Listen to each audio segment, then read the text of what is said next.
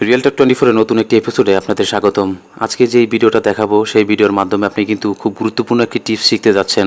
আমরা যারা Android user আছি তাদের জন্য এই অ্যাপসটি খুব গুরুত্বপূর্ণ হতে চলেছে। আমরা অনেকেই আছি কিন্তু অ্যান্ড্রয়েড ফোনটা খুব সহজভাবে ইউজ করার জন্য ছোট্ট একটি অ্যাপস আপনার ইনস্টল করতে হবে, যাতে আপনি যখন অ্যাপ লেখে সার্চ করবেন, যখন আপনি কিবোর্ডে গিয়ে অ্যাপ লিখবেন, টোটালি কিন্তু আপনার অ্যাপস দিয়ে ফেসবুক সহ টোটালি সব অ্যাপসগুলো চলে আসবে। যখন ইউ লিখবেন তখন ইউটিউব সহ টোটালি কিন্তু যত অ্যাপস আছে ইউ দিয়ে তো সব অ্যাপসগুলো কিন্তু আপনার সামনে শো করবে।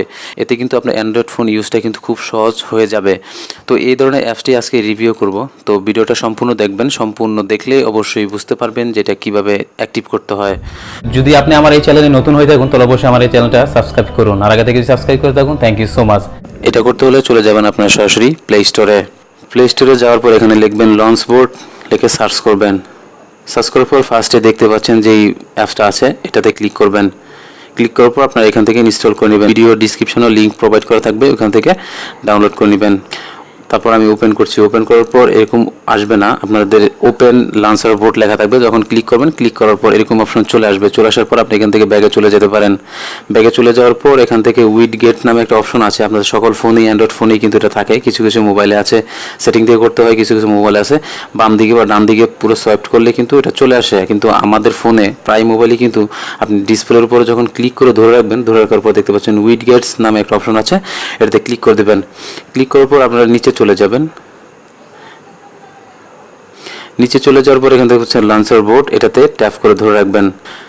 ট্যাপ করে ধরে রাখার পর এটা কিন্তু ডিসপ্লেতে চলে আসছে। আপনার যে কোনো ট্যাপ করে ধরে আপনি নিচেও চলে আনতে পারবেন বা উপরে নিতে পারবেন।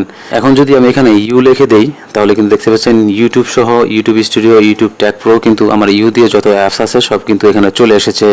তো এখানে যদি আমি আবার ব্যাগে গিয়ে যদি অ্যাপ লিখে দেই, অ্যাপ লেখার পর দেখতে পাচ্ছেন ফাইল এক্সপোর্ট ম্যানেজার যেটা আছে, ফাইল এক্সপোর্টার এবং অ্যাপ দিয়ে যত অ্যাপস আছে টোটালি কিন্তু এখানে শো করছে। তো এভাবেই কিন্তু আপনার অ্যান্ড্রয়েড ফোনটা কিন্তু ইউজটা খুব সহজেই আপনি ইউজ করতে পারেন।